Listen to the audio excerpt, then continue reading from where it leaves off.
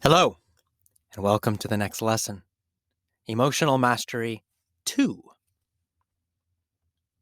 So in Emotional Mastery 1, we learned about changing our physiology, changing our bodies to change our emotions.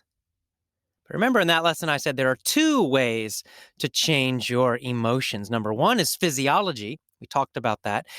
There's something else you can change so that you can be in a peak emotional state as you learn English.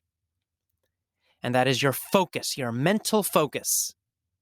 What you think about consistently, that will change your emotion also. So what do I mean by mental focus? How do you change your mental focus? What should you focus on? What should you not focus on? First, let's talk about the negative. What should you not focus on? Try to remember when you were in school in your English classes. What did you focus on when you were in school? What did you think about, worry about consistently, frequently? Well, probably tests, right? That was one I always thought about. You probably were focused on tests a lot. I got to pass this test. I got to pass this test. Tests and then grades. Will I get an A? Will I get a B? Will I get a C? Will I fail this course? So you were thinking about judgment, other people judging you, the teacher judging you, getting a grade, getting a score. How did you feel about that? When you think about tests a lot, and you think a lot about a score, a grade, A, B, C, or maybe now you're thinking about the TOEFL exam and you're worried, what number will I get on the TOEFL exam? How does that affect your emotions? Do you feel more relaxed or more stressful? Well, most people feel more stressful, of course. The more you think about judgment, the more you think about a test score, the more nervous you become, the more worried you become. And that's not good. You actually learn more slowly when you're worried. You learn more slowly when you're nervous, when you have anxiety. Again, I'll talk about Dr. Stephen Krashen, our favorite researcher. Anxiety is a major part of his research. It is the single number one most negative factor in language acquisition, in language learning. Anxiety means worry or stress. And there are many studies about this. They study different language learners, study different English learners, and they put them in a situation where they're more stressed or more worried, and then they have others that are in a more relaxed situation. And the relaxed students always learn better and faster. So let's say after 6 months, the relaxed students will have better grammar, better pronunciation, better listening and understanding, better writing skill, better everything.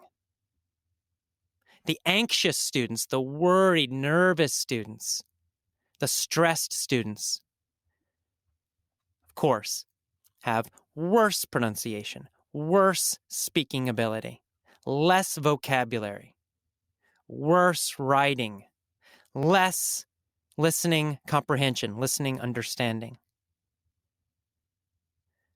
So what was happening in school was you were actually learning to fail. You were training yourself to be stressed and nervous. You were training yourself to focus on things, tests, grades, teacher's opinion of you, that make you feel nervous, and that nervousness made you learn more slowly. So you don't want to focus on that. Something else you don't want to focus on. You don't want to focus on every small step to reach your goal. Your goal is to speak excellent English, to feel strong and confident when you speak. That's a great goal. But what happens if you focus on everything you must do to reach the goal? For example, you think, oh, God, to become a great speaker, that means I got to study every day. I've got to learn 20,000 vocabulary words. I've got to listen to 2,000 or 3,000 hours of English. How does that make you feel? Probably a little nervous, probably stressed, right? You think, oh my God, it's too much. So you don't want to focus on the little individual steps because it's going to seem huge. It's going to seem so big. It's going to kill your motivation. What else do you not want to focus on? Problems. So many students focus on problems. In my classes in San Francisco, they come to me, AJ, my pronunciation is bad. AJ, I make grammar mistakes. Well, of course you do. You're a student. You're learning. It's normal. You're going to make mistakes. You're going to have problems sometimes. You're going to make a mistake with your pronunciation. I do. I'm a native speaker. I'm an English teacher. I make mistakes all the time. It's normal. You can't focus on it. If you focus on it, if you focus on the negative, if you focus on mistakes, if you focus on problems, your emotions become weaker and weaker. You actually get worse. So you just need to relax about this. Everybody is human. Everybody makes mistakes. It's a normal thing. Finally, you do not want to focus on the past. Most of my students have very negative experiences with English from the past. Most did not enjoy their English classes in school.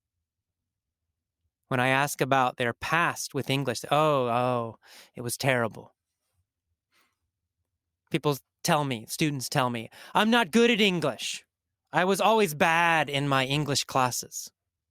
I've studied for 6 years, 8 years, 10 years. Still, I cannot speak well. Focused on the past. Well, the past is not the same as the present. The past doesn't equal the future, as Tony Robbins likes to say. And it's true. In the past, you used very old, traditional methods that made you feel bad. Sitting in a class, still not moving, being graded and tested constantly, studying boring grammar textbooks. That's not a method for success for most people. Some people succeed with that, but very few. So the past was different. You're now learning in a very different way. You are different now. Don't focus on the past. All right, so enough of what not to do. What should you focus on if you want to be happy, if you want to be excited, if you want to learn very quickly, faster than before? What should you focus on? What should you think about consistently all the time? Well, number one, instead of focusing on the little steps and all the little problems, instead, focus on the end result, the final result. That's what you need to focus on. Focus on your ultimate success. So, in other words, use your imagination and imagine yourself speaking English fluently, quickly. Imagine yourself smiling as you speak English with a native speaker.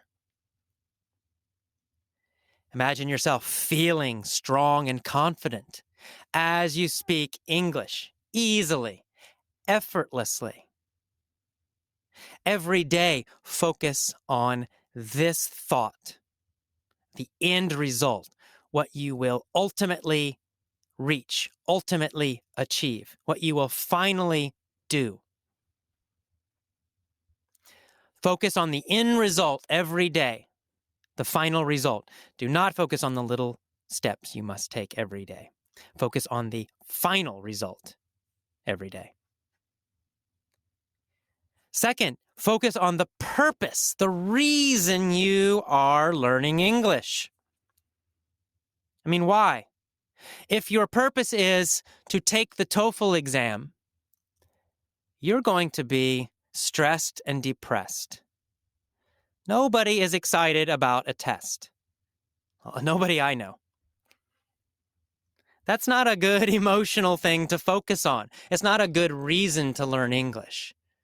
Taking a test is a terrible reason because it makes you feel stressed, nervous, tired, and bored. You need bigger, better reasons. Yes, maybe you need to take the TOEFL exam, but why? Why do you want to pass the TOEFL exam? Maybe you want a great job that requires English, where you can use English, in international trade, perhaps.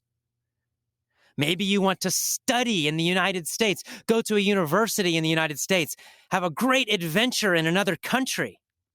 Now that makes you feel good, right? Thinking about that. Imagine yourself in New York City or in San Francisco, meeting native speakers, talking effortlessly, easily, making new friends, a great new job with more money. Now, those are great things to focus on.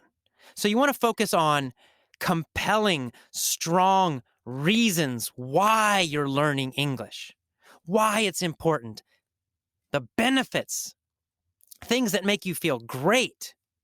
Do not focus on a test, please. So those are the two things. Number one, you focus on the end result, and they're related. They're basically the same thing. Number two, you focus on the reasons why, the purpose.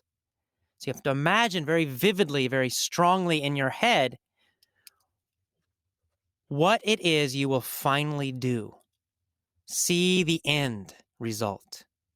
And then feel the emotions. The last step is you want to see the end result with emotion. Let yourself feel that it's real. So when you focus on speaking great English,